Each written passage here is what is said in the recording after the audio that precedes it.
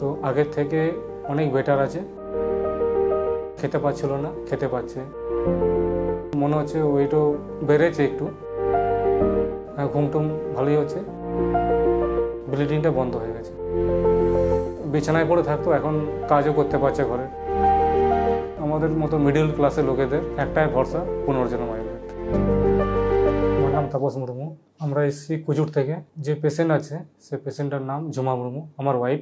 আগে বর্ধমানে দেখানো হতো, মানে প্রচুর ব্লিডিং হতো বাথরুমের সময়। তো টেস্ট করার পর বর্ধমানে উনি পুরো টেস্ট করার পর বললেন যে ক্যান্সারে ধরা দিয়েছে। তো তারপর আমরা চুপচাপ ছিলাম, তো ক্যান্সার হয়েছে মানে তো আমরা তো পুরো কী বলবো, ভয় একদম। তারপর আমরা ফেসবুকে ইউটিউবে দেখলাম পুনর্জন্ম আয়ুর্বেদ। তো আমরা সেই ভরসায় আমরা এখানে এসেছি। তো আগের থেকে অনেক বেটার আছে। খেতে পাচ্ছিল না, খেতে পাচ্ছে। আগে ওনার ব্লিডিং হতো, পেট ব্যথা করতো, তো কিছু খেতে পারতো না। তো ওর ওজন হয়ে গেছিলো 25 কেজি। তো এখানে আসার পর ওষুধটা খাওয়ার পর এখন খেতেও পাচ্ছে। এখন ওয়েটও মনে হচ্ছে ওয়েটও বেড়েছে একটু। এখন আগের থেকে অনেকটা খেতে পাচ্ছে। ঘুমটুম ভালোই হচ্ছে। ব্লিডিংটা বন্ধ হয়ে গেছে। মধ্যে এখন আগে বিছানায় পড়ে থাকতো, এখন কাজও করতে পারছে ঘরে। ক্যান্সার ধরার পর তো আমরা ভেঙে পড়েছিলাম, মনে তো ভাবছিলাম তো চলেই যাবে। এখন অনেক আশা নিয়ে এখানে এসেছি।